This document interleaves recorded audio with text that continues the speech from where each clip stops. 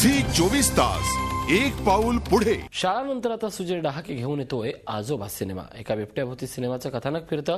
विशेष म्हणजे सुजय डहाके दिग्दर्शित या सिनेमातून अभिनेत्री उर्मिला मातोंडकर मराठी सिनेसृष्टीत पदार्पण करते।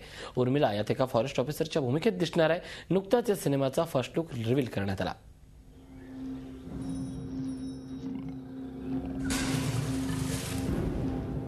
बिबट्या गावात दिसण्याची घटना आज पुन्हा एकदा जुन्नरमध्ये घडली। आपण आहोत टाकळी ढोकेश्वर या भागात। भयंकर चिडलेला असणार तो।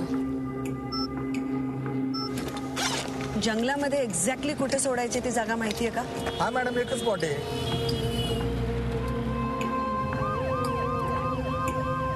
चला शिंदे, रेडी ना? हा, एक, चला 2, 3।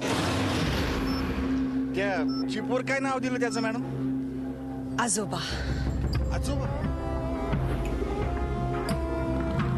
बिबट्या आहे तो एक एकांतात राहणारा प्राणी, पण तरीही हल्लीच्या काळातला एक असा प्राणी की जो भोवतालच्या परिस्थितीबरोबर लगेच बदलणार आहे। आजपर्यंत या प्राण्याबद्दल अतिशय कमी माहिती आपल्याला उपलब्ध होती, पण आता महाराष्ट्रातल्या आजोबा या पहिल्या कॉलर्ड बिबट्यामुळे ह्याच्यावरती खूप माहिती आपल्याला सगळ्यांना मिळणार आहे।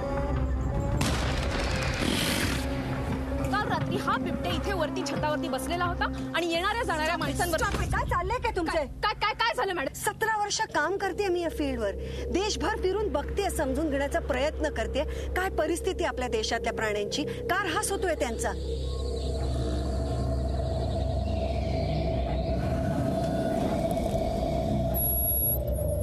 सिग्नल मिळलं का?